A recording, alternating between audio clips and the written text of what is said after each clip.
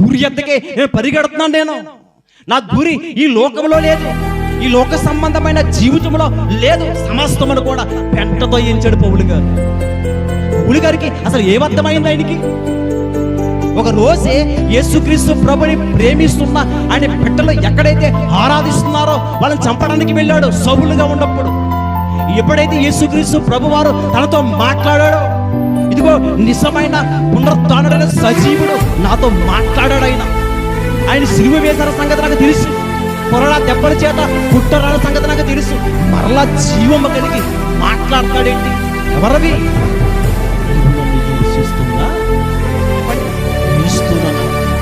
క్రీస్తువా, ఇదిగో నేను చంపేశారు కదా, మరలా మాట్లాడుతున్నవేంటి అంటే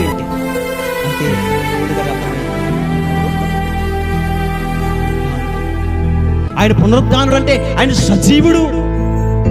ఆయన మరణించి కూడా మరలా బ్రతికి మాట్లాడుతాడంటే నేను కూడా యేసు ప్రభు కొరకు బ్రతకాలనుకున్నాడు. ఆయన ఎంతమందిని అయితే శిక్షించాడో, ఎంతమందిని అయితే కొరడా దెబ్బల చేత కుట్టాడో, అతను కూడా కొరడా దెబ్బలు పడడానికి, కొరడా దెబ్బలు కుట్టించుకోవడానికి కూడా ఇష్టపడ్డాడు. దేని కొరకు అనుకుంటున్నారు?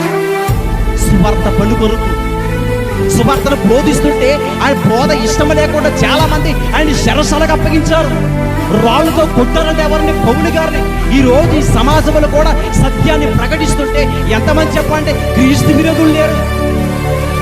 క్రీస్తు విరోధులు లేరనుకుంటున్నారా? ఏమనుకుంటున్నాడు అసలు దేవుడు అంటే? కొంచెమైనా భయము కానీ, కొంచెమైనా భక్తి కానీ నీకుందా? ఏది? నీకు భయము లేకపోవడం బట్టి నువ్వు బ్రతుకుతున్నావు. దేవుని కార్యక్రమాలకి ఎదురాడేవారు. ఏమండి, నేను చెప్తున్నాను, సువార్తకు ప్రకటిస్తుంటే ఒక కుటుంబాన్ని కేకేసినా పలకలేదు, బహిరంగ చెప్పట్లేదు.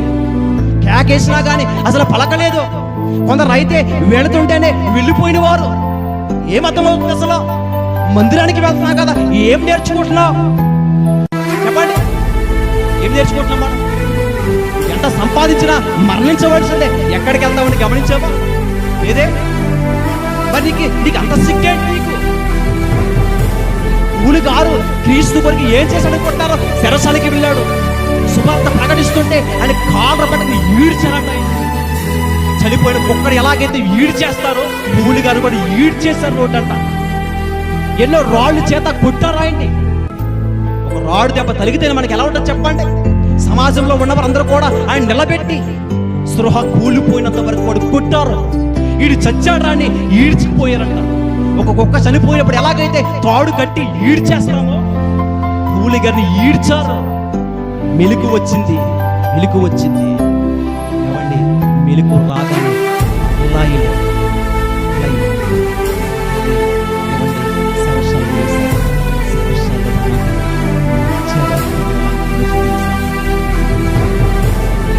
మధ్యరాత్రి వేళలో మెలుకు వస్తుంది. ఏమండి, మనం ఉదయ కాలం నుండి సాయంకాలం వరకు కష్టపడి పనిచేస్తామంటే మన శరీరం చాలా మంది ప్రయాణం చేసినప్పుడు అంటాం మనం, ఒరే బాగా అలసిపోయానమ్మా అని కుర్చీలు అలా కూర్చోబడిపోయి మంచినీళ్ళు తీసుకురా, అలసిపోయాను అంట కదా. అంటే ప్రయాణం చేయడానికే మనం అలసిపోయి మన పిల్లల్ని మంచినీళ్ళు ఇవ్వండి అని అడుగుతాం. పౌలు గారిని రాత్రంతా కొట్టారు దెబ్బలతో, శరసాల్లో వేస్తారు. అప్పటికే ఎన్నో దెబ్బలు పచ్చుపుట్లతో ఉన్నారు పౌలు గారు. మధ్యరాత్రి వేళ మెలుకు వచ్చింది. పౌలు శీలం ఏం చేశారు తెలుసా?